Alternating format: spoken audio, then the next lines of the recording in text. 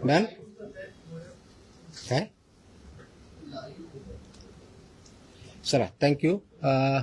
आज आपण इथं प्रेस कॉन्फरन्ससाठी आला त्याच्याबद्दल मनापासून सर्वांचे धन्यवाद. आज आपल्याला बोलवण्याचं एक विशेष कारण आहे. पाठीमागे ज्यावेळेस आपण भेटलो होतो त्यावेळेस एक विशेष आदेश आपण पारित केला होता आणि आपल्या माध्यमातून तो सर्वांपर्यंत पोहोचला ही चांगली गोष्ट आहे.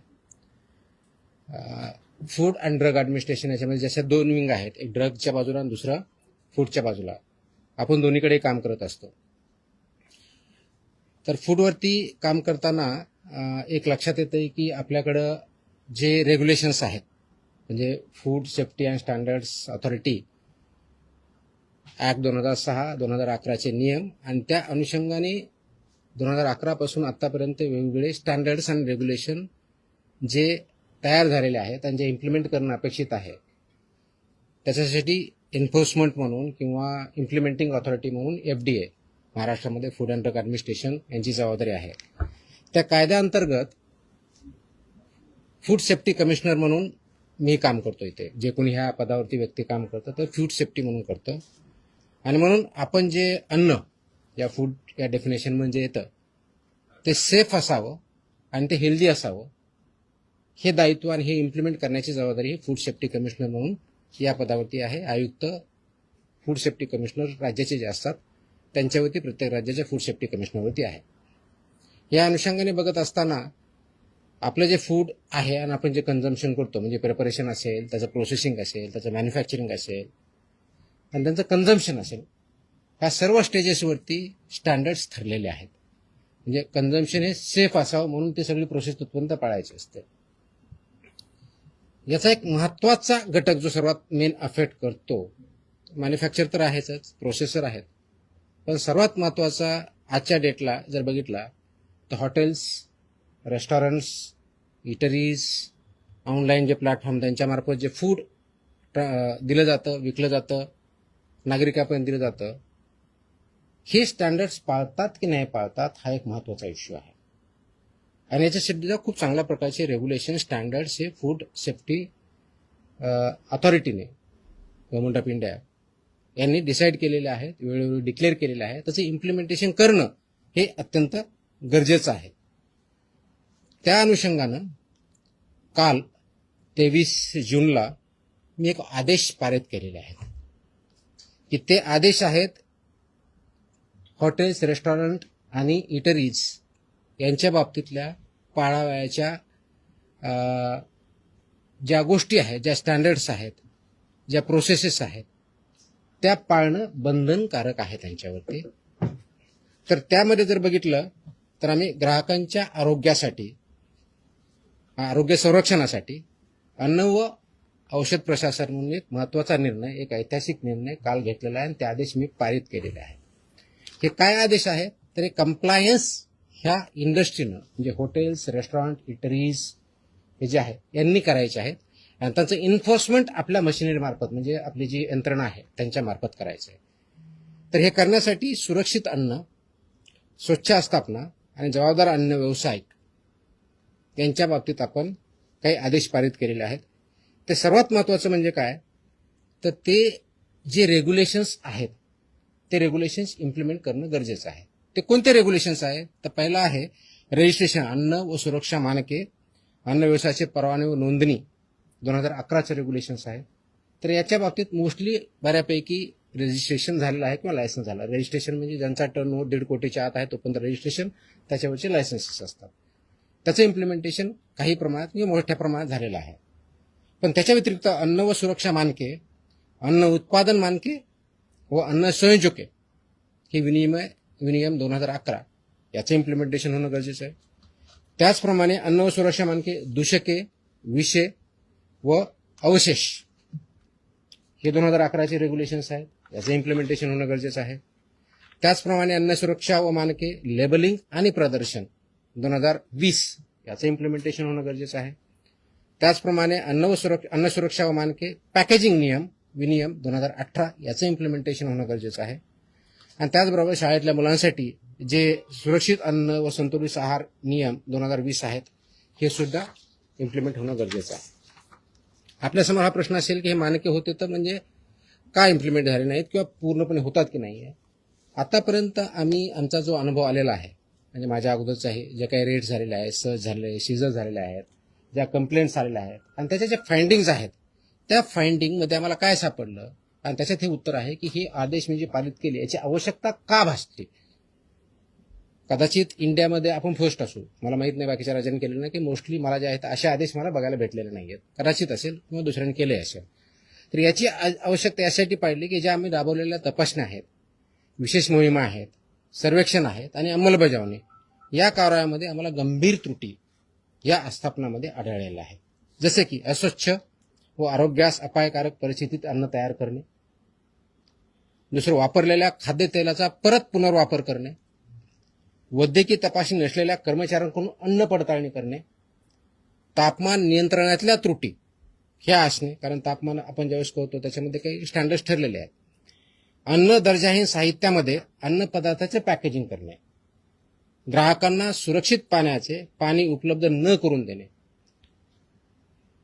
आणि विविध अन्न सुरक्षा नियमांचे उल्लंघन करणे, ह्या मेजर त्रुटी आम्हाला त्याच्यामध्ये आढळल्या.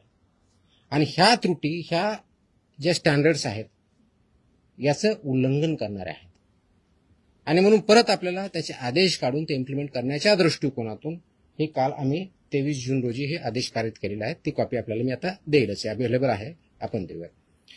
हे आदेश कुणाकुणाला लागू होणार आहेत हा पुढचा प्रश्न येतो. तर सर्व hotels and restaurant, all without exception, सर्व हॉटेल्स अँड रेस्टॉरंट, उपाहारगृहे व ढाबे, कॅन्टीन्स आणि कॅफेटेरिया, बेकरीज आणि मिठाईवाले शॉप किंवा sweet shops, catering units, food caterers, juice bars, cloud kitchens, dark kitchens, central kitchens, साखळी उपाहारगृहे, ई कॉमर्स आणि ऑनलाईन फूड डिलिव्हरी प्लॅटफॉर्म इत्यादी सर्वांना हे लागू होणारे आदेश आहेत. म्हणजे ज्या ज्या ठिकाणी फूड प्रोसेसिंग होऊन लोकांना खाद्यासाठी पुरवलं जातं त्या सगळ्या इस्टॅब्लिशमेंट याच्यामध्ये येतात. आता याच्यामधल्या मेन तरतुदी काय आहे, तर पहिलं तरतूद आहे की परवाना किंवा लायसन्स हे मॅन्डेटरी आहे, ते त्यांनी घ्यावं. त्याच्याशिवाय त्यांना कोणत्याही परिस्थितीत रेस्टॉरंट किंवा हॉटेल हे चालवता येणार नाही. त्याच्या तरतुदी पेनॉल्टीज आहेत, त्या पेनॉल्टी सुद्धा सिव्हिअरली आता इथून पुढे वापरल्या जातील. त्याच्यामध्ये अगदी 10 लाख विदाउट परमिशन चालू एखादे इस्टॅब्लिशमेंट असेल तर 10 लाखापर्यंत दंड आहे, परत प्रॉसिक्युशन आहे. ह्या सगळ्या गोष्टीचा आपण वापर करणार आहोत. दुसरा जो आहे स्वच्छता आणि आरोग्य मानकाचे कठोर पालन करणं गरजेचं आहे, ज्यामध्ये शेड्यूल 4 किंवा अनुसूची 4 हे जे आहे याच्यामध्ये स्वच्छता आणि आरोग्य विषयी मानकांचे काटेकोरपणे पालन करणं गरजेचं आहे. ते थोडक्यात मी डिटेलमध्ये सांगेन. कर्मचाऱ्यांची वैद्यकीय परीक्षा, तपासणी व प्रशिक्षण हे मॅन्डेटरी आहे. कारण जर कर्मचारी किंवा फूड हँडलर जर त्याला काही डिजीज असेल तर तो पास ऑन होऊ शकतो. म्हणून यासाठी मानकं ठरलेलं आहे. तर त्यांचं अॅन्युअल चेकअप झालं पाहिजे, त्याच्या पर्टिक्युलरली कोणत्या कोणत्या टेस्ट झाल्या पाहिजे ते आपण त्याच्यामध्ये मेन्शन केलेलं आहे. त्याचबरोबर सुरक्षित अन्न हाताळण्यासाठी स्पष्ट मानके जे आहेत त्याच्यामध्ये कच्चे व शिजवलेले अन्न वेगवेगळे ठेवणे, फिफो तत्वाचं फर्स्ट इन फर्स्ट आउटचं प्रिन्सिपल पालन करणे, गरम व थंड अन्नासाठी निर्धारित तापमान राखणे, रंगसंकेतिक कापणी फळांचा वापर करणे, परवानाधारक पुरवठादाराकडून कच्चा माल खरेदी करणे. आता याच्यामध्ये की म्हणतो शेतकऱ्यांकडे दिलं तर तुमचा परवानगीधारक कुठं, तर त्याच्यामध्ये जी रिसीट असते त्याला सुद्धा आपण अग्रीमेंट याच्यामध्ये डेफिनेशनमध्ये काउंट केलं आहे. त्याच्यामुळे रिसीट इज, कारण याचा उद्देशच एवढा आहे की तो फूड किंवा रॉ मटेरियल कुठून आलं हे ट्रेस करता आलं पाहिजे, हा त्याच्या पाठीमागचा उद्देश आहे. त्याचबरोबर ग्राहकांसाठी मोफत पिण्यायोग्य पाणी पिण्याचं प्रोव्हाइड करणं, मोफत देणं अपेक्षित आहे. सुरक्षित पिण्याचे पाणी विनामूल्य उपलब्ध करून देणं बंधनकारक आहे. आमच्याकडे पिण्याचं नाही, फक्त बॉटल वॉटर आहे आणि ते पे विकत घ्यावं असं बंधनकारक करता येत नाही. इट विल बी व्हायलेशन आणि अशावरती आम्ही कारवाई करणार आहोत. तसे आम्ही त्याच्यावरती बोर्ड लावा असं मी त्यांना सांगितल्या आदेशामध्ये, त्यांना बोर्ड लावावे लागतील, त्याप्रमाणे करावं लागेल. आणि कुणी मागितलं त्यांना सांगावं लागेल की आमच्याकडे पोर्टेबल ड्रिंकेबल वॉटर आहे, ते तुम्ही पिऊ शकता. त्याच्यानंतर त्यांनी डिमांड केली तर त्यांना द्यावं. It's optional, it's not compulsory. त्याच्यामुळे ही पहिली गोष्ट करायची आहे. त्याचबरोबर मेनू लेबलिंग आणि पोषणची माहिती ही मॅन्डेटरी आहे. मेन्यूवरती लेबल व्यवस्थित पाहिजे, त्याचं लेबलिंग व्यवस्थित पाहिजे. त्याच्यामध्ये उपाहारगृहांनी व केंद्रीय परवानाधारक आस्थापने मेनूमध्ये कॅलरी माहिती, पोषण मूल्य, आणि ॲलर्जन माहिती प्रदर्शन करणं बंधनकारक आहे. तसंच वर्तमानपत्र किंवा छापील कागदात अन्न देता येणार नाही, हे प्रोहिबिटेड आहे, ते त्यांना देता येणार नाही. त्याचं कारण असं की अन्नदर्जा हे साहित्य, वर्तमानपत्रे किंवा छापील कागदपत्र अन्नपदार्थ गुंडाळणे किंवा वाढणे यावर रेग्युलेशननुसार बंदी आहे. वापरलेल्या खाद्यतेलाचा पुनर्वापर करता येणार नाही, ते रियूज बऱ्याच वेळेस करतात. तर फसायच्या ज्या रुको गाईडलाईन आहेत, RUC रुको गाईडलाईन्स आहेत, त्या गाईडलाईन्सचं इम्प्लिमेंटेशन करणं बंधनकारक आहे. आणि 25 TPO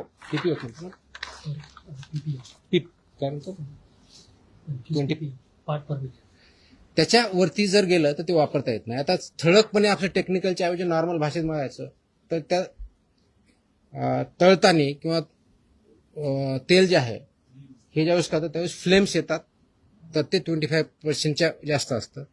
वास यायला लागला 25% वरता असतं. काळं दिसायला लागलं 25% वरता, विच इज डेंजरस. त्याचे प्रिव्हेंट ते वापरताच येत नाही. ते करण्यासाठी एजन्सीज आहेत, त्यांना ते सेल करायचे आणि त्याने ते मार्केटच्या बाहेर न्यायचं आहे. एकाने कोणतरी विकायचं, दुसऱ्याकडे वापरायचं किंवा दुसरा यूज करणार त्याला द्यायचे, हे याच्यामध्ये बंधनकारक आहे. त्याच्यामुळे रुको गाईडलाईनचं सुद्धा इम्प्लिमेंटेशन करणं अपेक्षित आहे. नवी गोष्ट आहे की ऑनलाईन विक्री होणाऱ्या अन्नपदार्थाबाबत परवाना क्रमांक प्रत्येक ठिकाणी लागेल, कॅलरीची माहिती लागेल, ॲलर्जींची माहिती लागेल, आणि जेवढे त्यांचे किचन असेल तर प्रत्येक किचनला इंडिव्हिज्युअल परवानग्या त्यांना घ्यावा लागेल. मोठ्या ज्या आस्थापना आहेत, पर्टिक्युलरली 50 करोडच्या वरच्या ज्यांचा टर्नर आहे, त्यांनी फसाईच्या मान्यताप्राप्त ज्या संस्था यांच्यापर्यंत पासून हे ऑडिट बंधनकारक आहे, त्यांना ऑडिट करून घेणं. इयरली त्यांनी ते मॅन्डेटरी ऑडिट पूर्ण सगळ्या प्रोसेसेसचं हे करणं अपेक्षित आहे. ह्याही गोष्टी आपण करतोय. तर हे करण्यासाठी काय आवश्यकता आहे, तर हे करत असताना आमचा उद्देश त्या संस्थांना, हॉटेलधारकांना किंवा व्यावसायिकांना थ्रेट करणं नाही आहे. तर आमचा उद्देश आहे की प्रामाणिक व्यवसायांना संरक्षण द्यायचं आणि नियमन करणाऱ्यावरती कठोर कारवाई करायची, हा आमचा उद्देश आहे. त्याचं कारण हे पूर्ण लाईफ नागरिकांच्या जीवनाशी हे पूर्णपणे निगडीत आहे. अगदी लहानात लहान बाळापासून तो वयोवृद्ध माणसापर्यंत याचा डेली संबंध येत असतो. आणि म्हणून फक्त हा केवळ एक कारवाईसाठी नसून राज्यातील प्रामाणिक व जबाबदार अन्न व्यवसायांना प्रोत्साहन देण्यासाठी सुद्धा आहे. नियमांचे पालन करणाऱ्या आस्थापनांना ग्राहकांचा विश्वास वाढेल आणि संपूर्ण क्षेत्राची गुणवत्ता उंचावेल, हा त्याच्या पाठीमागचा उद्देश आहे. आणि हे जर केलं नाही तर 2006च्या कायद्यातल्या आणि त्या अनुषंगाने जे रेग्युलेशन्स आले त्याच्या दंडात्मक प्रोव्हिजन्स आपण त्याच्यामध्ये वापर करणार आहोत. ही विशेष मोहीम आम्ही आत्ता चालू करतोय, पण हे कायमस्वरूपी राहणार आहे. म्हणजे सुरुवात आतापासून करतोय, एक स्पेशल ड्राईव्ह म्हणून काम करतोय, पण ही कायमस्वरूपी 12 महिने चालणारे मोहीम असणार आहे. आणि हे पूर्ण महाराष्ट्रभर सर्व सहायुक्त, सर्व FSO, सर्व जॉईंट कमिशनर कालच आम्ही आदेश दिलेले आहेत. आज मी थोडीशी विषय घेऊन त्यांना सांगितलेलं पण आहे. तर स्वच्छतेपासून, पिण्याच्या पाण्यापासून ते किचनपर्यंत सगळ्या गोष्टी होतील. हे करण्यासाठी कुणाला काही कंप्लेन आले तर आम्ही 4 त्यांना ऑप्शन्स दिलेले आहेत. आपला जो टोल फ्री नंबर आहे तो दिलेला आहे, फसाईचा टोल नंबर दिलेला आहे, फॉस्कॉस मोबाईल ॲप आहे, आणि संबंधित कार्यालयात सुद्धा किंवा मेलच्या माध्यमातून सुद्धा आपल्याला यामध्ये कंप्लेन करता येईल, ह्या दृष्टिकोनाने बघतोय. आता थोडक्याच डिटेल्स, कारण आपल्याला थोडं टेक्निकल जर वाटलं असेल तर उदाहरणार्थ म्हणून तुम्हाला काही बाबी सांगतो की अन्न व्यवसाय चालकांची कर्तव्य जबाबदाऱ्या काय काय असाव्या, त्याच्यामध्ये गोष्टी दिलेल्या आहेत. तर त्या बाबतीत बघितलं तर आरोग्यविषयक पद्धतीचे पालन करणे करताना विनियम 2.1.2 आहे. याच्यामध्ये केटरिंग कशी करावी हे पण ठरलेलं आहे. कार्यालयासाठी उत्तम स्वच्छता उत्पादन पद्धती कशी असावी हे पण ठरलेलं आहे. प्रत्येक प्रयोगास लागू अशा तपशीलवार आवश्यकता अशा गाईडलाईन्स आहेत त्या पण ठरलेल्या आहेत. आता जस्ट एक तुम्हाला एक्झाम्पल घेऊन किचन कसं असावं याच्यामधील माहिती देतो. स्वयंपाकघर कसं असावं, सर्व अन्न तयार करण्यात येणाऱ्या ज्या आहेत त्या जागेच्या भिंती व फरशा ह्या टाईल्सच्या पाहिजेत. भिंत आणि फरशी म्हणजे खालची, हे दोन्ही लागणार आहे. फक्त तुम्हाला खाली टाईल्स असून चालणार नाही, भिंतीला पण टाईल्स लागतात. त्या वॉशेबल असाव्या लागतात, कारण ते वॉश करता आलं पाहिजे. त्याच्यातून कोणत्याही प्रकारचं मिक्सचर होणार नाही, अडल्टरेशन होणार नाही किंवा पॉयझनस सबस्टन्सेस जाणार नाही, हे अपेक्षित आहे. ते अशोषक म्हणजे नॉन परमिएबल असावं, त्याच्यातून पाणी जाताना हे बघावं लागणार आहे. त्याचबरोबर त्या धुण्यायोग्य असाव्यात, हे असणं आहे. हे करताना पुरेशी हवा खेळती पाहिजे तिथं. यांत्रिक वायू विजन व निर्वातन प्रणाली बसवली पाहिजे, ज्याला एक्झॉस्ट आपण असं म्हणूया. त्याचबरोबर एक्झॉस्ट चिमणी असणं अपेक्षित आहे किंवा होड खाली करावीत असेही अपेक्षित आहे. त्याचबरोबर कच्चा माल म्हणजे रॉ मटेरियल जे आहे ते त्यांनी स्वीकारण्यासाठी वेगळा सेक्शन, त्याचं प्रोसेसिंग किंवा तयारी करण्यासाठी वेगळा सेक्शन, स्वयंपाक तयार करण्यासाठी वेगळा सेक्शन आणि वाढण्यासाठी किंवा सर्व्ह करण्यासाठी वेगळा सेक्शन असं त्या रेस्टॉरंट किंवा हॉटेलमध्ये मांडणी असणं अपेक्षित आहेत. कच्चे व शिजवलेले अन्न क्षेत्र हे भौतिक श्रेष्ठता वेगळी ठेवावे लागणार आहेत. शाकाहारी व मांसाहारी हे वेगळे ठेवावे लागणार आहेत. आणि त्याचबरोबर त्याला अनुक्रमे शाकाहारी असेल तर हिरवा रंग, मांसाहारी असेल तर लाल रंग असे तुम्हाला फलक तिथे ठेवावे लागणार आहेत. तर ह्या गोष्टी ह्या मॅन्डेटरी आहेत, वेळोवेळी निर्देश दिले त्या दृष्टीनं आहेत.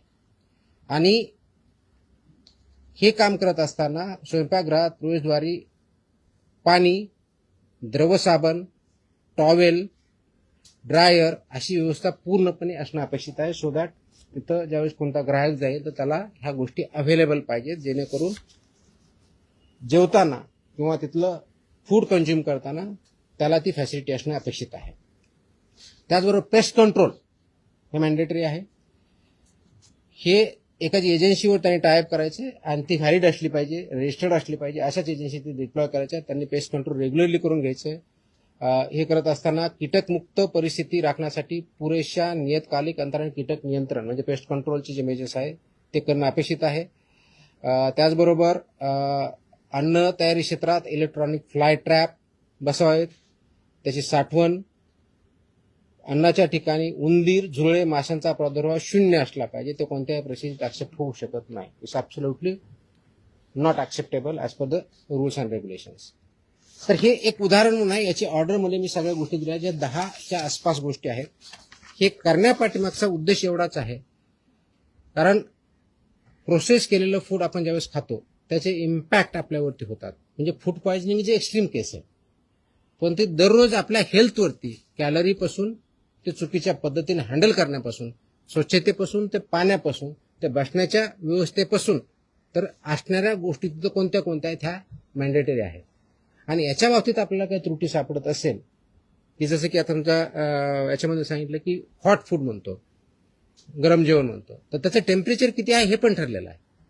ज्यावेळेस हॉट फूड म्हणतो तर 60 डिग्री सेल्सिअस ते हीट पाहिजे. तुम्ही म्हणलं की कोल्ड तर 4 डिग्री सेल्सिअसचं पाहिजे. तुम्ही म्हणलं फ्रोझन तर -18 डिग्री सेल्सिअसचं पाहिजे. तर ह्या मॅन्डेटरी गाईडलाईन आहेत. त्या इम्प्लिमेंट होतात की नाही होतात ते करण्याच्या दृष्टिकोनातून नागरिकांमध्ये अवेअरनेस यावा, त्या इंडस्ट्रीला आणखी चांगल्या पद्धतीने माहीत व्हावं आणि आमच्या अधिकाऱ्यांनी ते इम्प्लिमेंट करावं. हा तिहेरी पर्पज याच्या पाठीमागचा आहे. आणि या तिहेरीच्या माध्यमातून एकत्रित येऊन हे आपलं आरोग्य नागरिकांचं कसं चांगलं राहील अशा दृष्टीने हे काल आम्ही आदेश इंग्लिश आणि मराठी दोन्हीमध्ये आहेत. दोन्हीच्या कॉपी आपल्याला भेटतील. प्रेस नोट सर्क्युलेट करा ती दिलेलीच आहे. तर या माध्यमातून हे नागरिकांनाही माहीत व्हावं, त्या इस्टॅब्लिशमेंटला माहीत व्हावं आणि आम्ही इन्फोर्स करताना ह्या सगळ्या गोष्टी बघाव्या. बऱ्याच वेळेस होतं की आमचे अधिकारी ज्यावेळेस जातात त्यावेळेस तिथला सॅम्पल घेतला जातो. सॅम्पलचा रिझल्ट आल्यानंतर आम्ही पुढची बघतो. पण फक्त सॅम्पल घेणं एवढ्यापुरतं मर्यादित राहायचं नाही. हे मी आदेश दिलेले आहेत की तिथे गेल्यानंतर हे जे टोटल 28 रेग्युलेशन त्याच्यापैकी 22 हे वेगवेगळ्या बाबतीत आहेत. जसं याच्या बाबतीत जवळजवळ 9 रेग्युलेशन्स मी सांगितले ह्या इंडस्ट्रीच्या बाबतीत. तर प्रत्येकाला more than 2 to 3 regulations compulsory आहेत, कारण रजिस्ट्रेशन कंपल्सरी आहे, बाकी स्वच्छतेच्या बाबतीतले आहेत. तर हे सगळे जे रेग्युलेशन त्या सगळ्यांचं रेग्युलेशनचं पालन होतंय की नाही, कंप्लायन्स ती इंडस्ट्री किंवा इस्टॅब्लिशमेंट करते की नाही हे बघणं आवश्यक आहे. आणि तशा दृष्टीने इथून पुढे तपासण्या होतील. त्याच प्रकारे सॅम्पल घेणं त्यातला एक भाग राहील. ह्या सगळ्या गोष्टीचा कंप्लायन्स त्यांना करणं कंपल्सरी आहे. आणि हे ज्यावेळेस सॅम्पल लॅबकडे जातात तर लॅब बरोबर देताना आमचा एक फॉर्म असतो, फॉर्म 5, आणि ड्रगचा एक वेगळा फॉर्म आहे. म्हणजे तिथे तर ते फॉर्म 5 पूर्णपणे आतापर्यंत भरला जात नव्हता का इनकम्प्लीट येत होता. आता मी इन्स्ट्रक्शन दिलेलं आहे की फॉर्म 5 हा कंपल्सरी टोटल भरला पाहिजे, म्हणजे त्याच्यात फिलअप केलं पाहिजे जे काय माहिती आहे. त्याचबरोबर एक अडिशनल नोट पण त्याच्यात लिहिली पाहिजे की हे जे रेग्युलेशन्स आहेत हे रेग्युलेशन पाळले जातात की नाही, इनकम्प्लीट पाळले जातात का, कम्प्लीट पाळले जातात का, कम्प्लीट व्हायोलेशन केलं जातं, याचे डिटेल्स त्याच्यामध्ये येतील.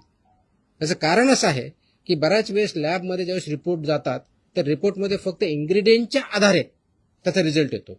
वास्तविक बघता फक्त तेवढ्या पुरतं मर्यादित नाही. तसं असतं तर टेक्निकल जो तिथला असिस्टंट आहे किंवा सायंटिस्ट आहे यांनी तो रिपोर्ट दिला असता.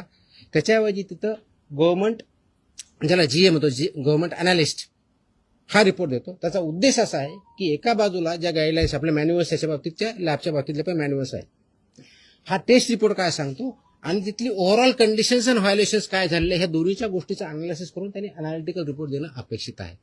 Just to give an example की एखाद्या डेअरी प्रॉडक्टमध्ये किंवा हॉटेलमध्ये आपण गेला, तुमचा टेस्ट एकदम चांगला, आपण बघतो खूप चांगली टेस्ट आहे, त्याचे रिझल्ट स्टँडर्ड येतात. किचनमध्ये गेलं तर तुम्हाला पूर्णपणे अस्वच्छता दिसते, टाईल्स दिसत नाही, तिथं सेपरेट पाणी म्हणजे भाजी हे करण्यासाठी पोर्टेबल वॉटर नसतं, नॉर्मल कोणतरी वापरलं जातं. तर हे तुमच्या अनसेफ फूडच्या डेफिनेशनमध्ये येतं. म्हणजे जरी तुमच्या प्रॉडक्टची टेस्ट म्हणजे तुमचा रिझल्ट हा जर आला की स्टँडर्ड आहे, पण ह्या जर कंडिशन असेल तर तुम्हाला त्या कंडिशन ह्या अनालिसिसमध्ये कन्सिडर करणं अपेक्षित आहे.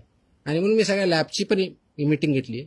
माझ्या अधिकाऱ्याने ते समजून सांगितलेलं आहे की तुमच्या ज्या डेफिनेशनचं अनालिसिस करताना फक्त टेस्ट रिझल्ट पुरतं मर्यादित न राहता हा ज्या फॉर्मच्या कंडिशन हे तुम्हाला कन्सिडर करणं as per the guidelines mandatory आहे त्या पण कन्सिडर केल्या पाहिजे.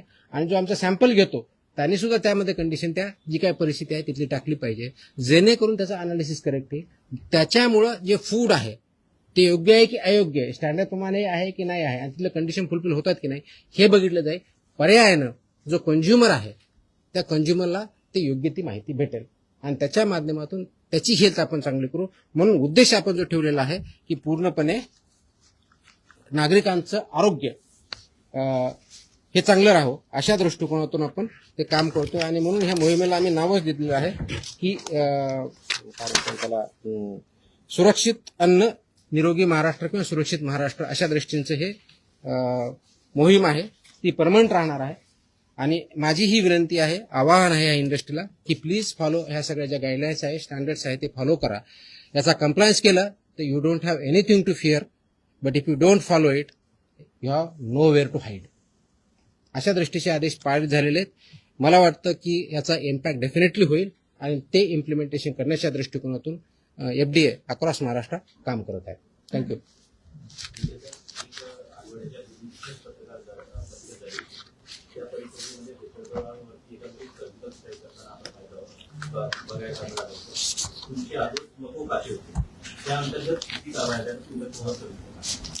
मकोचकाच्या गाईडलाईन्स माझे आदेश जर बघितले असतील तर त्याच्यामध्ये आपली प्रोसिजर दिलेली आहे. 1999चा जो कायदा आहे त्याच्यामध्ये 23ची प्रोसिजर पण दिलेली आहे.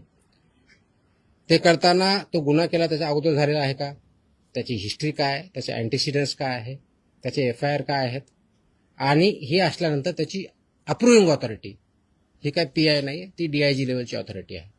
तर अशा काही 4-5 केसेस बिल्डअप झालेल्या आहेत, पण फायनल मकोका अजून त्याच्यावरती इन्व्होल्व झालेला नाही, कारण ते इन्व्हेस्टिगेशनचा मॅटर आहे.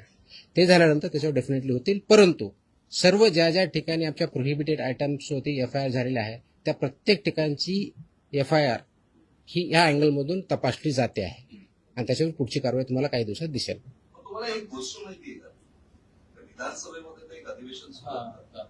जितेंद्र आव्हाड जे आहेत त्यांनी आता एक हे केलं की 250 कोटी रुपये तुमची बदली घेण्यासाठी म्हणून इंटरनॅशनल ड्रग रॅकेटने गोळा केलेले. काय भानगड काय म्हणजे ही तुम्हाला काही माहिती आहे का, म्हणजे ड्रग माफिया आणि ही तुकाराम मुंडे काही जर समजत नाही. आयडिया नाही, काय आयडिया नाही. I am hearing from you, मला काय आयडिया नाही. म्हणजे त्यांनी बोललं तर त्यांना तुम्ही विचारलं पाहिजे, मला विचारून काय करणार आहे. बदली करण्यासाठी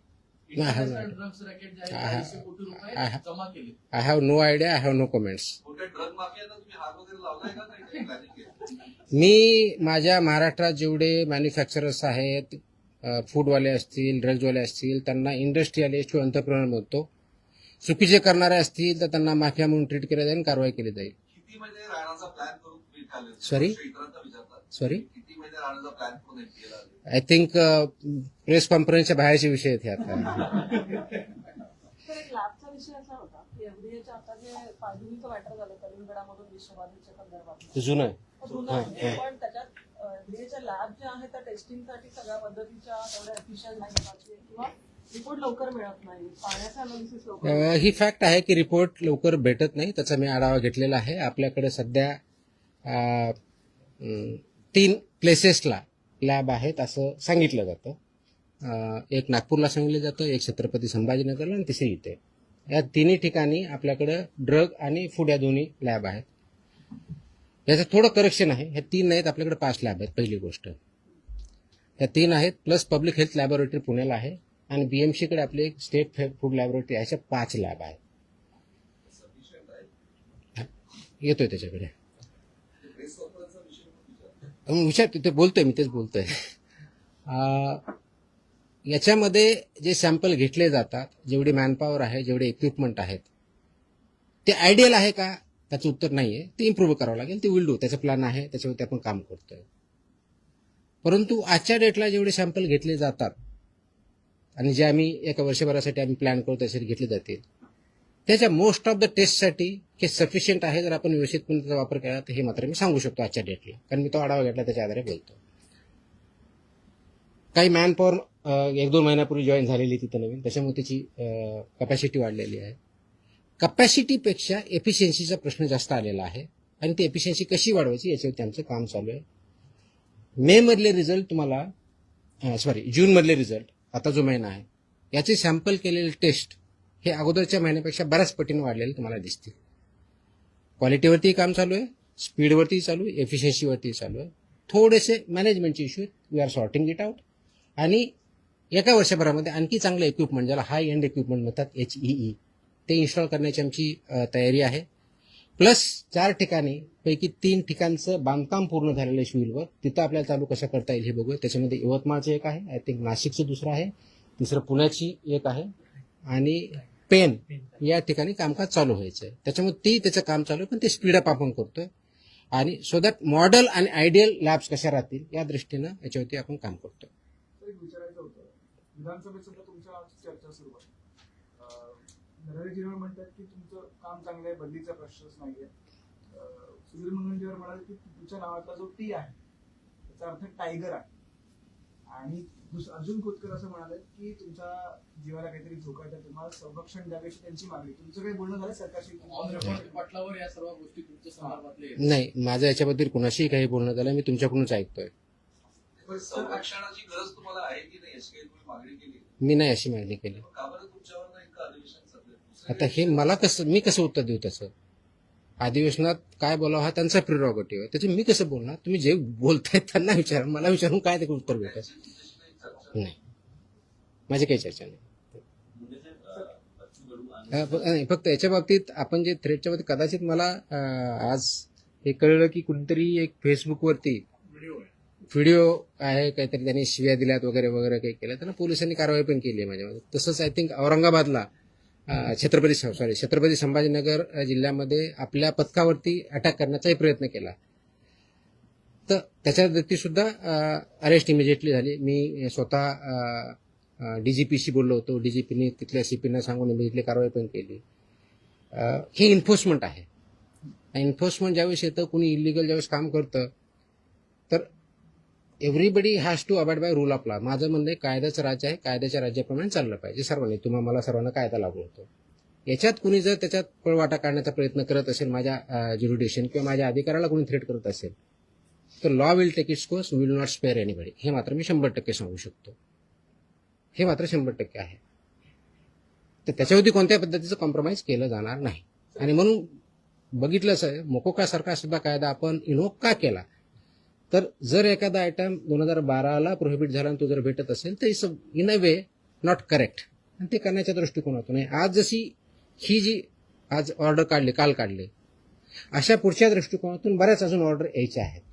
त्याच्यावरती काम चालू आहे आणि त्या प्रत्येक सेक्टर वाईज येतील आणि त्याचा इम्पॅक्ट सोसायटीवरती ॲट लार्ज होणार आहे. आणि ते करण्याच्या दृष्टीनंच आम्ही काम करतोय, होलिस्टिक दृष्टिकोन करतोय.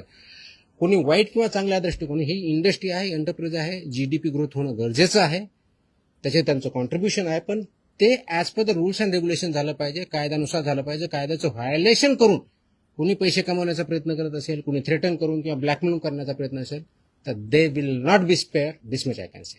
एक पुढचाच प्रश्न होता. मुंबईची जर कल्चर आपण पाहिलं तर काही वर्षांपूर्वी, 15-1 वर्षांपूर्वी स्टेपल फूड वडापाव, गेल्या काही 10 वर्षांमध्ये ते बदलून तुम्हाला एव्हरी कुठेही गेला तरी तुम्हाला इडली वडा हा मिळतो. आणि त्याचा मेन सोर्स जो आहे तो धारावीतून येतो. आणि ते धारावीतलं काही फॅक्टरीज असतात ते घरगुती असतात आणि ते कलेक्टिव्ह होऊन मुंबईत वाटली जातात. ते तुम्ही कसं काय figure out सगळ्याच ठिकाणी मी जर सांगितलं की 1.5 कोटीच्या खालचे जे असे रजिस्ट्रेशन आपण देतो त्याच्या गाईडलाईन्स माझ्या ज्या ऑर्डरमध्ये बघितलं शेड्यूल आम्ही लावलेलं की त्यांनी काय काय करणं अपेक्षित आहे. जिथं गायडन्स पाहिजे आम्ही गायडन्स पण करायला तयार आहेत. आमचे अधिकारी जाऊन गायडन्स करतील, ट्रेनिंग देतील. हे इम्प्लिमेंटेशन करायचे यासाठी आहे की हा प्रश्न फक्त एका युनिटचा किंवा एका माणसाचा किंवा एका हॉटेलचा किंवा एका रेस्टॉरंटचा नाही आहे. हा पूर्ण 13 कोटी जनता जी आहे त्या सगळ्यांचा प्रश्न आहे आणि हे डिपेंडंट ऑन इच अदर आहेत. म्हणजे आपल्याला हॉटेल पण पाहिजे, इटरीज पण पाहिजेत आणि कंझ्युमर पण पाहिजेत. पण हे सगळं करताना जे स्टँडर्ड्स आहेत, मानके आहेत त्यानुसार चाललं पाहिजे. ते बऱ्याच लोकांना माहीत पण नाही.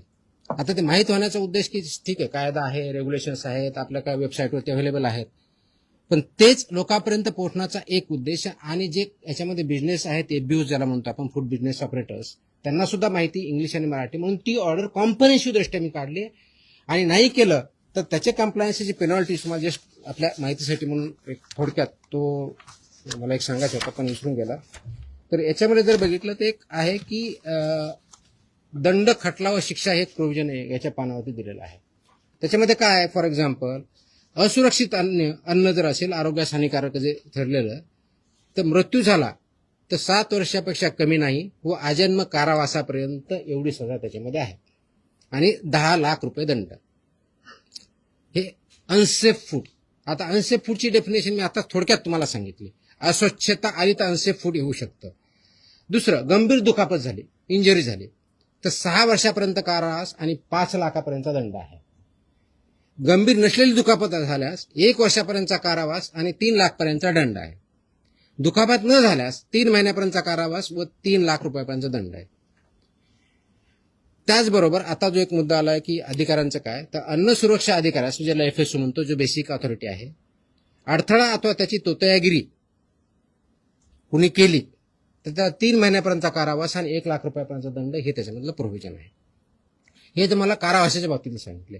फक्त दंडनीय अपराधाच्या बाबतीत काय, दिशाभूल करणारी जाहिरात, आता खोटा दावा 10 लाखापर्यंत दंड, वैध परवानाशिवाय व्यवसाय करणे 10 लाखापर्यंत, विदाऊट लायसन्स 10 लाख रुपयाचा दंड, अवमानक म्हणजे सबस्टँडर्ड अन्न उत्पादन, साठवण, विक्री अथवा सेवा 5 लाख रुपयापर्यंतचा दंड, चुकीचे नामकरण असलेले ज्याला मिसलेबलिंग म्हणतो ते 3 लाख रुपयापर्यंतचा दंड, प्राधिकृत अधिकाऱ्यांच्या निर्देशांचे पालन न करणे 2 लाखापर्यंतचा दंड, अन्नाची अस्वच्छ अथवा अनारोग्यकारक प्रक्रिया व तयारी 1 लाखापर्यंतचा दंड.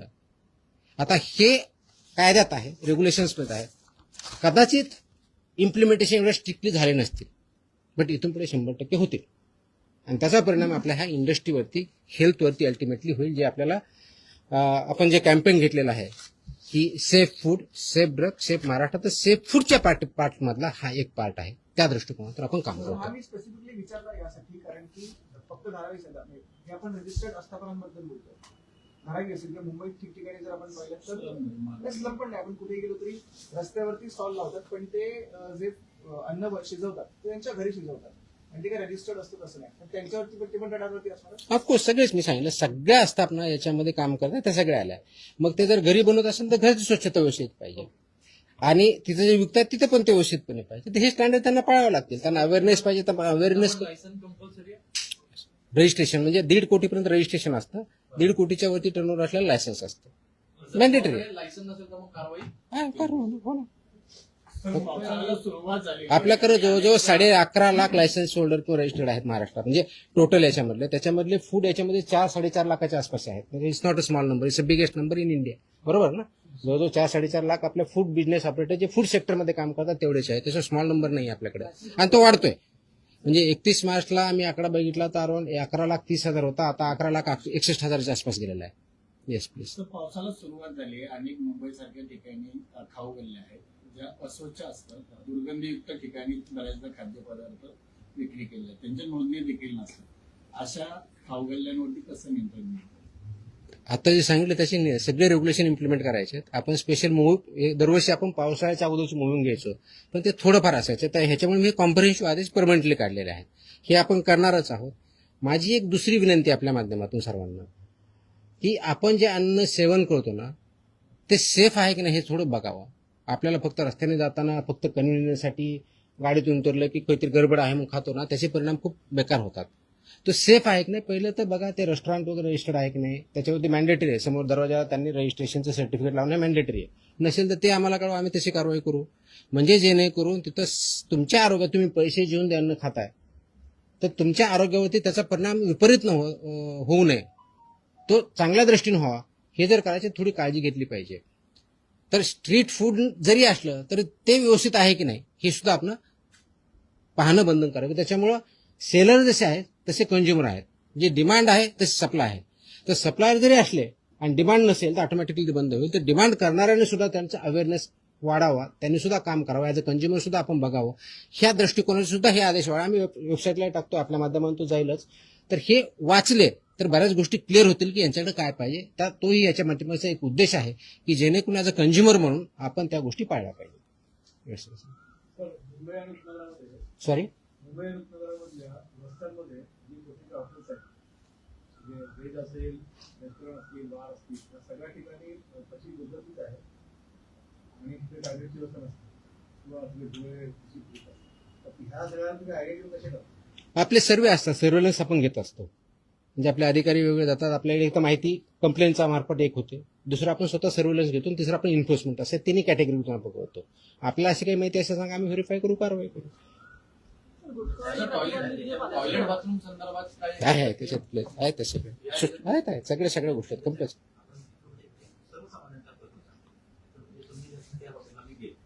तिथं बोर्ड तर नसतो स्वागतम सुस्वागतम चांगला मोठा याच्यामध्ये आणि त्याचं नाव असतं पण सर्वसामान्यांना प्रश्न हाच पडतो मी लगेच तक्रार करतो पण त्याच्यावरती कारवाई कशी होते काय होते काय कळत नाही कारवाई कुठं करायची सर्वात मोठा प्रश्न तक्रार कुठं करायची आताच मी सांगितलं नंबर म्हणा किंवा इथं. हा आता परत सांगतो मी घेऊन असं आहे की दादा ईस्ट मध्ये एवढे छोटे ऑफिस आहेत तिकडे अत्यंत अवस्था जी आहे ती वाईट आहे करू आम्ही सगळे जे कोणते असतील सगळ्यावरती करू काहीच अडचण नाही हीच अवस्था सगळ्या ठिकाणी आहे पण दादा कंप्लेंटच्या बाबतीत मी सांगितलं आपल्याला 4 ऑप्शन दिलेले आहेत आणि काही दिवसामध्ये पुढच्या आठवड्यापासून आम्ही एक आता आजच आम्ही टेस्ट केलेली आहे वेब लिंक तयार केलेली आहे त्याच्यामुळे तुम्हाला त्याच्यावर डाउनलोड केले की मोबाईलवरून करता येईल एवढी व्यवस्था केली पण त्याला एक 8-1 दिवस लागतील आणखी कारण ते टेस्टिंग अधिकारी टेस्टिंग करतायत त्याच्यावरती ट्रायल चालू आहे ड्राय रन चालू सध्या एक 8-1 दिवसामध्ये ते पण लागेल आपल्याला हेल्पलाईन म्हणजे ज्याला टोल फ्री नंबर आहे 1800-222-365 हा आमचा इथला आहे टोल फ्री नंबर 24 तास चालू असतो आपल्याकडे 24 तासमध्ये ते देतात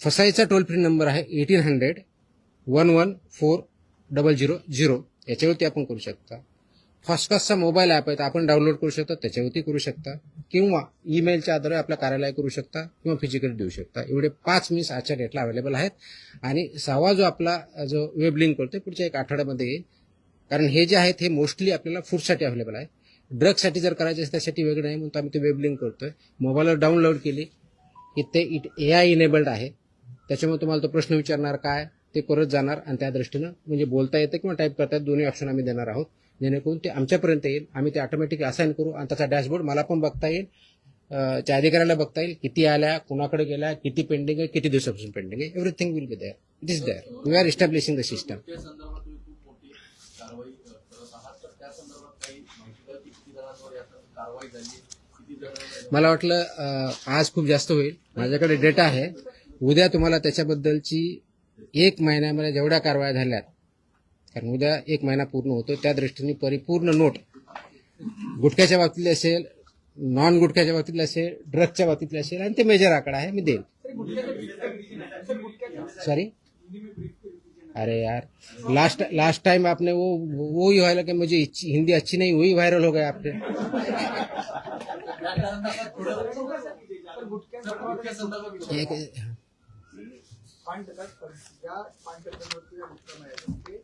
अशी पानं मिळतात आणि नशा किमान वगैरे वापरले जातात इन फ्युचर त्याच्यावरती पण तुम्ही कारवाई करणार नाही कसं असतं 50-200 रुपयांना ते पानं मिळतात पानाला बॅन नाही आहे गुटख्याला बॅन आहे आपण त्यातला कंटेंट म्हणतो ते आम्ही तपासून असं आमच्याकडे आलं तर आम्ही ते व्हेरीफाय करतो त्याच्यात सापडलं ती कारवाई करतो सी अल्टी कंटेंट काय हे बघावं लागणार आहे तर कंटेंट त्याच्यात सापडला तर डेफिनेटली होईल त्याच्यावरती कारवाई कंटेंट सापडलं तर होईलच Sir, till date, how many food business operators are not yet licensed and registered? ये कैसे पता चलेगा लाइसेंस नहीं है करके लाइसेंस मैं बता रहा हूँ लाइसेंस मेरे महाराष्ट्र में टोटल 11,61,000 लाइसेंस और रजिस्टर्ड FBOs है महाराष्ट्र की बात कर रहा हूँ Last 13 years.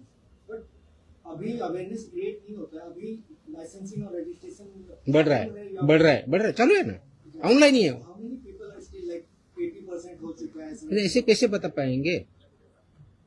वो मेरे पास एस्टिमेट होता तो सब नहीं कर लेता मैं। एस्टिमेट कितना बाकी है कैसे बोल सकते हैं? तो जो इन्फॉर्मेशन आएगी अवेयरनेस क्रिएटर उतना बढ़ते जाएगा। सर फूडमध्ये फूड पॉइझनिंग होत आहे खिचडीमध्ये असेल किंवा हॉटेलमध्ये असेल हा आता खूप क्रुशियल आहे Yes. वरचेवर होतो म्हणजे Yes. लोकांना 2-1 दिवस पोटात दुखतं मग लोकांना की आपण बरे झालो पण खूप सिरियस कंडिशन येस, तर त्याच्या ज्या टेस्टिंगची जी मेथोडॉलॉजी आहे त्या पद्धतीने आपण फूड पॉइझनिंग अशी काही टेस्टिंग नसेल, शेवटी फूड टेस्ट करायचं असतं आणि ते वेगळे टेस्ट असतात, त्या टेस्ट आपल्याकडे अवेलेबल असायला पाहिजेत, ते आपण करतो। हा food poisoning is basically unsafe food असेल तर मोस्टली फूड पॉइझनिंग। पॉइझनिंगच्या संदर्भामध्ये टेस्टिंग करण्यासाठी लागेल नाही नाही, पॉइझनिंगचं टेस्टिंग नसतं, ते फूडचं टेस्टिंग असतं। फूड मधल्या पॉइझनिंग ते असतं, आपण टेस्ट करतो ना, आपण टेस्ट करतो, फूडच टेस्ट करतो असतो, त्याचे जे काही इन्ग्रेडियंट त्याप्रमाणे आहेत, स्टँडर्ड प्रमाणे आहेत नाहीत हेच बघत असतो। पण त्यासाठी आम्ही एक प्रणाली विकसित करतो, आजच्या डेटला ती खूप कॉम्प्रेहेन्सिव्ह नाही आहे, की फूड पॉइझनिंगच्या केसेस त्याची रिपोर्टिंग मेकॅनिझम कशी असावी, कितक्या वेळात काय करावं, याचा मी एसओपी तयार करतोय, ते पुढच्या दिवसात काही होईल। ह्याला पण म्हणजे असू शकतं ना की वरून कोणी काही घातलंय का नॅचरली कंटॅमिनेटेड आहे तर ते टेस्टचा पार्ट आहे, ते रिझल्टचा पार्ट येतो तो।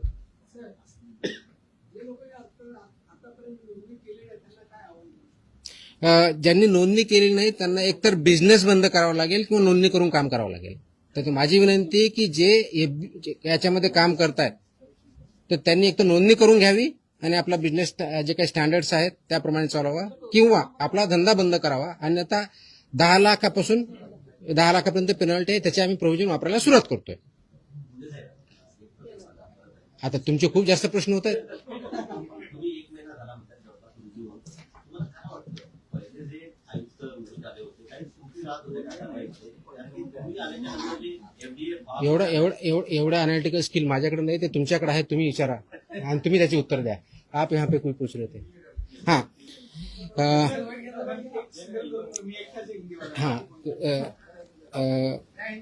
हम सब जब एफडीए में काम करते हैं तो फूड और ड्रग सेक्टर में काम करते हैं। एफडीए ये रेगुलेटर है और उसमें फूड का हर आदमी का कांटेक्ट आता है, बचपन से लेके बुढ़ापे तक। और फूड का सबसे ज्यादा आजकल जो कांटेक्ट आता है, जो हम खाते हैं, वो होटल, रेस्टोरेंट, ये सब में आता है। इसके लिए रेगुलेशंस है, स्टैंडर्ड्स है, वो इम्प्लीमेंटेशन होने चाहिए। वो छोटा सा रेस्टोरेंट हो या स्टार होटल हो, ये सब के लिए स्टैंडर्ड 2011 से अब तक आए हुए हैं। 2020, 2026 के भी कुछ आए हैं कि जैसे कि आपके जो इंस्ट्रूमेंट सब्जी काटने वाले कौन से होने चाहिए, स्टेनलेस स्टील का क्या चाहिए, ये सब इसमें पैकेजिंग का मटेरियल चाहिए, फूड ग्रेड वाला चाहिए, नॉन फूड ग्रेड वाला चाहिए, ये सब डिसाइडेड है। लेकिन हमने जो महाराष्ट्र में पाया है कि जो हम सर्वेलेंस करते हैं, इन्फोर्समेंट एक्टिविटी देते हैं, जो कंप्लेन आते हैं वो हम चेक करते हैं, तो उसमें काफी हद तक ये वायलेशन पाए गए हैं कि जो फूड स्टैंडर्ड्स है अलग अलग उसका पालन नहीं किया जाता है। वो जो फूड स्टैंडर्ड्स है वो सेफ्टी के हिसाब से हो, सैनिटेशन के हिसाब से हो, वहाँ के फूड हैंडलर्स हो, वाटर बॉटल की मतलब पानी फ्री में जो पोर्टेबल देना चाहिए वो हो, या लाइसेंस नहीं है या लाइसेंस वहाँ दिखाया नहीं जाता ये हो, ये सब के जो रेगुलेशंस हो इम्प्लीमेंटेशन करना जरूरी है। इसलिए 23 जून को कल मैंने as a food safety commissioner Maharashtra बोल के कुछ आदेश पारित किए हैं। ये that is regarding hotels, restaurants and eateries. इन्होंने जो स्टैंडर्ड्स इम्प्लीमेंट करना है उसके हिसाब से हमने किए हैं। ये जो कंप्लाई नहीं करेगा उनके ऊपर सख्त कार्रवाई, ये फसाई के जो रेगुलेशंस है और उसके अंदर जो स्टैंडर्ड्स है उसके हिसाब से की जाएगी। जैसे फॉर एग्जांपल अगर कोई अनरजिस्टर्ड या अनलाइसेंस भी काम कर रहा है तो उसको 10 लाख तक की पेनल्टी है। अनसेफ फूड अगर कोई बना रहा है, प्रोसेस कर रहा है या सेल कर रहा है तो उनको लाइफ इम्प्रिजनमेंट तक और 10 लाख तक पेनल्टी हो सकती है। इसका इम्प्लीमेंटेशन इसके आगे बहुत सख्त तरीके से होगा। ये मेरी विनंती है, मेरा एक आह्वान है कि जो इंडस्ट्री इसमें है सबने इसका कंप्लायंस करना चाहिए और मेरे ऑफिसर को मैंने सख्त ताकीद दी है कि ये सब इम्प्लीमेंटेशन कंप्लीट होगा, कॉम्प्रिहेंसिव होगा। अब तक जाके सिर्फ सैंपल लेके जो आते थे उतना नहीं होगा, उसके सिवा सब जितने रेगुलेशंस है वो सब रेगुलेशन इम्प्लीमेंट हो रहे कि नहीं हो रहे उसका रिपोर्ट सैंपल के साथ आएगा और उसी हिसाब से सैंपल का टेस्टिंग भी होगा, रिजल्ट भी होगा। इसका उद्देश्य है कि जो जेन्युइन बिजनेसेस है उनको कोई फियर करने की जरूरत नहीं है, डरने की जरूरत नहीं है। जो नॉन जेन्युइन है उनको बिल्कुल डरने की, छुपने के लिए जगह भी नहीं मिलेगी। इसका अंतिम उद्देश्य है कि जो ह्यूमंस है, ये सिटीजन्स है महाराष्ट्र के और बाहर से जो यहाँ आते हैं, वो जो फूड खाते हैं वो फूड पूरा तरीके से सेफ हो, सिक्योर हो, जिसकी वजह से आपकी हेल्थ अच्छी रहे, इम्प्रूव हो, ना कि उसके वजह से आपको फूड पॉइजनिंग या आप उसके वजह से आपको पता नहीं, इसकी वजह से उसका आपका एडवर्स इम्पैक्ट हो। इसीलिए ये आदेश जारी किए हैं, इसका इम्प्लीमेंटेशन चालू हो चुका है। ई कॉमर्स वाले हैं जो सब ई कॉमर्स भी आया, प्लेटफॉर्म भी आया, डार्क किचन भी आया, चेन वाले भी आए, सब इसमें आए हैं। आपको जो ऑर्डर है उसमें लिखा है। अब तक कितने सर्टिफिकेट दिए गए मतलब उसको लेकर महाराष्ट्र गवर्नमेंट? अब तक एफबीओ के टोटल लगभग 11,60,000 के आसपास लाइसेंस रजिस्टर्ड एफबीओज है। उसमें से जो food industry particularly hotel restaurants इसमें जो है तो 4 लाख से ज्यादा है, तो काफी बड़ा नंबर है। लेकिन उसमें हम काम करेंगे, कंप्लायंस करेंगे और लोगों की हेल्थ बढ़ाएंगे। It's already started, it's already in existence. So that's what we have taken a special drive. वो आज कल से चालू होगा स्पेशल ड्राइव इंस्पेक्शन का, उसमें से भी देखा जाएगा। सो मेरा ये मानना है कि जो इसमें कंप्लाई कर रहे हैं उनको कोई जरूरत नहीं है। जो कंप्लाई नहीं करे प्लीज कंप्लाई करे, तब तक आपका जो भी बिजनेस है बंद रखे, कंप्लाई करके आपका चालू करें। सर हॉटेल्समध्ये जे फूड सर्व केले जातं त्याला काही नियमावली आहे की? तेच तर सांगितलं आतापर्यंत। क्वांटिटी संदर्भात नाही ना क्वांटिटी किती द्यावी हे हॉटेल आणि त्यांचं मिनिमम क्वांटिटीवर असं काय? Okay, thank you. उद्या येणार ना पंचायत?